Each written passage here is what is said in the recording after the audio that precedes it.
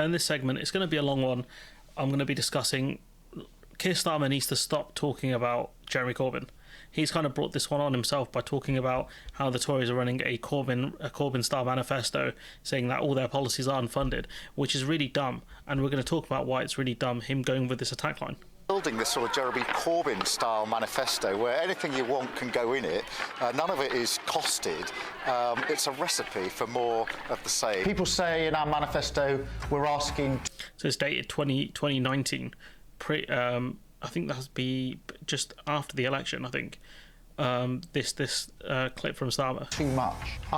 This one we're listening to now. Say a manifesto has to match the challenge we're up against. I think in this election, what I'm hearing is people really want... This is pre-election, I believe. The 2019 election. Change. They want to end the inequality that they see. They just want decency and dignity. And that's what this manifesto is about. We should treat, if you like, the 2017 manifesto as our foundational document. The radicalism and the hope that inspired across the country was real. And you know what's ironic is he takes these words of radicalism and inequality and hope and he sticks them on his manifesto, the one that he has written here, where there is no radicalism, there is no hope, there's no real way of tackling inequality within that manifesto. It's just a shambles.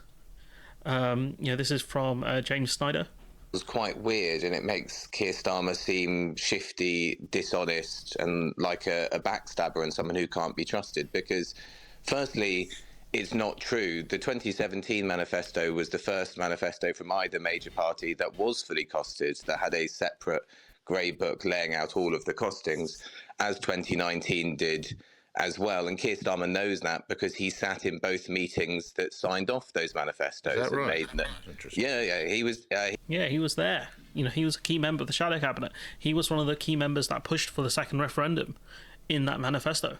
He was there. He made no suggested changes to the 2019 document, and one small suggested change to the 2017 document, which had nothing to do with funding.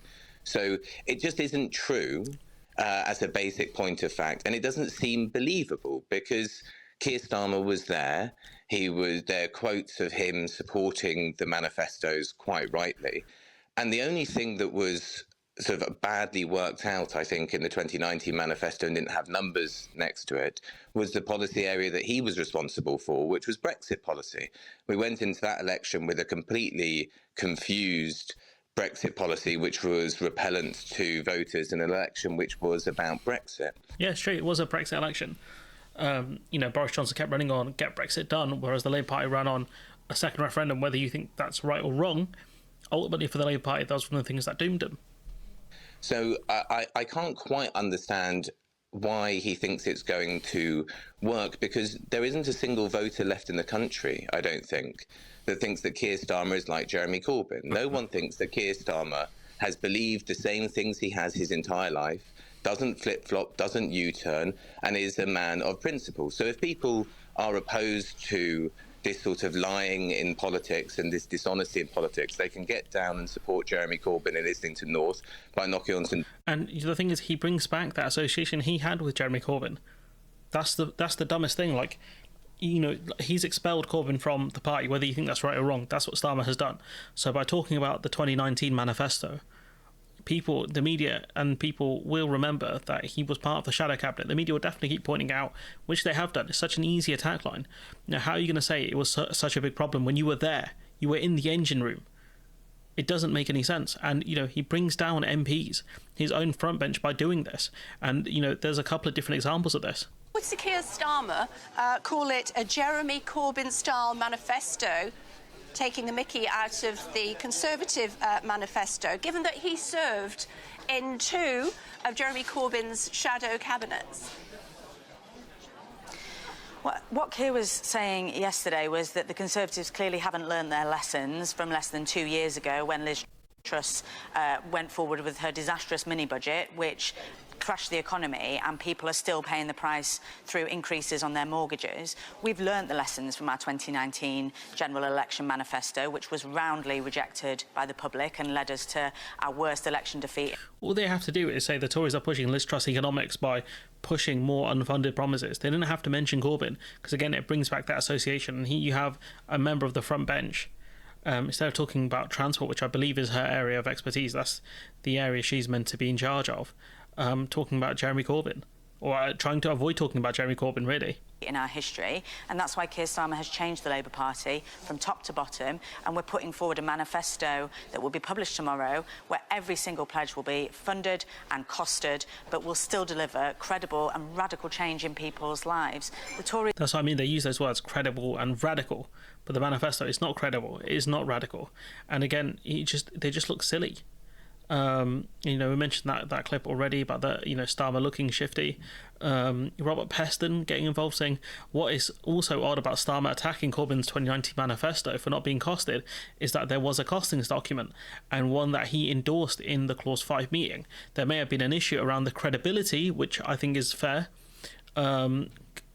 Credibility of all revenue-raising proposals, but I was at the manifesto launch, and the then Shadow Chancellor John MacDonald did publish a so-called grey book analysis of how the gazillion initiatives will be financed. Obviously, gazillion being a joke there, but this idea that it wasn't uncosted is simply not true. Maybe if the costings aren't 100% accurate, you can argue over that. That's fine, but you'd have to go over it fully. And there would be discrepancies within Labour's pledges as well, in terms of how much they actually put into GB Energy, because again, it's based on the energy companies making extreme profits, effectively unexpected profits, which we don't know how long that's going to last for.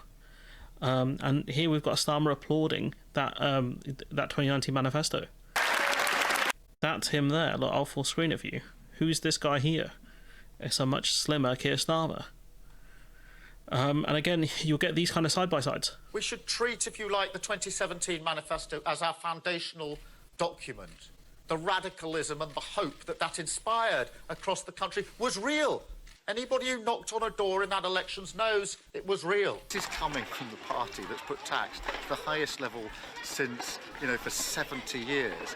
And they're building this sort of Jeremy Corbyn-style manifesto where... And this is the thing with Starmer. He tries to go back so far in the other direction on certain policies to show that the Labour Party has changed. He did that with his defence of Israel initially, with their invasion of Gaza, and he's doing that here by constantly attacking Jeremy Corbyn. The problem with this one is that he keeps forgetting that his name is associated with Corbyn's name, because he was in the shadow cabinet. That's his big problem. He doesn't realise he was there. And this is one where he keeps refusing to answer questions around this. Let's just go through that, because in the last two general elections, you asked people to elect Jeremy Corbyn as their Prime Minister. You said, I do think Jeremy Corbyn would make a great Prime Minister. Jeremy Corbyn, did you mean that? I was certain that we would lose the 2019 election. That wasn't my question. I was certain that we would lose it. I did campaign for Labour, of course I did. I will openly say I campaigned for Labour. I wanted good colleagues to be returned into the Labour Party. When you said it. And I wanted a party that was capable of being changed so we could face the future again. Did you not mean it when you said it? I was certain that we would lose, and I think many other... That's crazy. He was there in the engine room saying he was certain that we were going to lose. Like, what did he do to change that? Because again, it was his area, which was, I think, one of the more unpopular ones, in terms of running back the Brexit referendum. Whether you think that's the right or wrong policy, as kind of other people like Phil Morehouse went out, it's about strategy, and evidently that was the wrong strategy. The second referendum was the wrong strategy. And so this argument of I knew we would lose is crazy, considering you were there. If you thought it was going that badly, you should have just resigned. You should have resigned and just said, like, it's for personal reasons or whatever. It's nothing related to the party. Instead of being involved in a giant mess. Because, again, if he put himself in that position, in the thoughts that, if Corbyn loses, he'll be in a good place to win the leadership contest. All of that Labour together nonsense. But what he has done is kind of marred himself in a losing campaign. But then kind of come out later on and criticise that campaign, saying I knew we would lose, but you were part of it. You're part of that team. You can't just walk away from that. It doesn't make sense, really, when you think about it. people were certain that we would lose. So you didn't mean it? I was certain that we would lose. So you said it because you didn't think he would be Prime Minister anyway? Of course I campaigned for the Labour Party at the last election and the election before that, the one before that. I've always campaigned for the Labour Party, and I'm glad I did because I wanted good colleagues to be returned to have their seats so that we could fight for the future of the Labour Party. I will move. And that last bit is a bit of an okay recovery, but at the end of the day, like, you were running to make Jeremy Corbyn Prime Minister of the country. If you were running in that campaign, if you did not think you could win, you should have walked away. Because ultimately, I think Starmer was a hindrance to that campaign, and it just makes him look even more slimy here by coming up with these kind of arguments of, oh, I did it for the other colleagues and stuff. It's like, no, it's clear you did it for your own self-interest, and that's something even Andrew Marr points out. So I earn And talking about gaffes, actually, I've left this one in to talk about something else, but I accept I earn a lot of money in the job I am now in. But when I grew up, my dad was a tool maker. He worked in a factory. It's true. My mum was a nurse, and actually we couldn't make ends. And the reason he keeps getting laughed about is not because his dad was a tool maker. Being in a trade is a noble profession. It's the fact that he keeps mentioning it. That's why he keeps getting laughed at. And he got really upset about that as well. He fails to realise why he's getting laughed at. And so, he just kind of... he's not very reflexive. And so him putting himself into these situations looks silly. Especially when, again, he was there. He was an integral member. Here we are, it's Euston Station, just about 7 o'clock in the morning. About to get a train to meet the rest of the Shadow Cabinet and Jeremy Corbyn in Birmingham to launch our manifesto. I think in this election, what I'm hearing is people really want change. They want to end the inequality that they see. They just want... And this, he keeps saying these words. That's the only thing he seemed to have learned from Corbyn. And he keeps being asked questions around this. In terms of, would he be happy to have served under Jeremy Corbyn? Corbyn's shadow cabinet from 2016. Without the waffle about believing Labour wouldn't win the 2019 election, just give me a simple yes or no answer. Had Labour won the election in 17 or 19, would you be happy to serve in the cabinet under Prime Minister Corbyn? Well, I didn't think we'd win either of those, Graham, and there's no getting away from That's it. crazy. He didn't think they'd win 2017 when they actually had a good result, and it led to a hung parliament. That's actually nuts. He was there for a long time. Why would you stay in a losing campaign? You should have stepped aside and let someone else who actually believed in the campaign have a shot at it. It just looks really disingenuous. That and certainly... just a simple yes or no. If you were part of the shadow cabinet, would you have been happy to serve in this cabinet if he won? Well, Graham, it's a pure hypothetical. It didn't cross my mind because I didn't think we would win. But let me just... So you campaigned for him because you thought you wouldn't win? Look, I campaigned for Labour because I've campaigned for Labour in every election. But you don't just campaign for the party, you campaign for the leader as well. If you didn't believe in the leader, you should have walked. I wanted good colleagues to be returned. But had they won? Graham's is a fair point. Had they won, would you have accepted a post in Mr Corbyn's cabinet? I don't think we were going to win. I don't think anybody thought we were going very bright to win. Man. You know that's not... Do you know how slimy he looks right now? Answering the question, Sakir. Had they been successful, would you have taken a cabinet post? Look, Nick, it's a hypothetical. I didn't think we would win. I did take a post. Look, I served for 3 years in the shadow Brexit role because I thought that was a very important issue for our country. And of course, that was when he was pushing a South African referendum. Now, he's talking about not joining the EU single market or customs union. Obviously, we know you can't just join the single market. But point being is, he's not even pushing the idea of any kind of rejoin at all. Would you have followed him into government? And, if Corbyn won 100%, Starmer would have been pushing for a ministerial role. 100% he would have done. Look, it's hypothetical. If we got it over the line... But because I didn't think it would happen. But look, if we'd got it over the line, there were important things that I thought needed to be done from the front bench to continue and complete on the Brexit work, to make it absolutely clear that the Labour Party never deviated from our position on NATO, and to do the necessary work on anti-Semitism. But, Nick, as we went into that 2019 election... He was asked about 2017, and now he's talking about the one where they really lost badly. I genuinely did not think, and I think I wasn't alone in this, that Labour would win that election. You described the Conservative manifesto as almost Corbyn-like, And it's just embarrassing. It just shows you how kind of attracted to power he is. There's no principles here. He will steal the rhetoric, but he won't take the actual policies, which are the important things. And this is where you get kind of media enablers who kind of this is partly why the reason we get the class of politicians we do, because this lot see it as a strategy. It's a game. Oh, they don't get it. It's like this. My team, enemy team. So whatever you have to do to beat the enemy team is good enough. No. One, Starmer doesn't want to talk about that because it was... Talking about the Corbyn links here. The fact that he was in Corbyn's shadow cabinet. Inglorious, unheroic dodging. And much of politics is. If Starmer hadn't dodged and weaved, he wouldn't have become Labour leader and be on the edge of Labour regaining power right now. Let's be honest now. For the most part, Labour are regaining power because the Tories have imploded. And I know people try and spin the polls and they look at, the 2019, summer polling, right?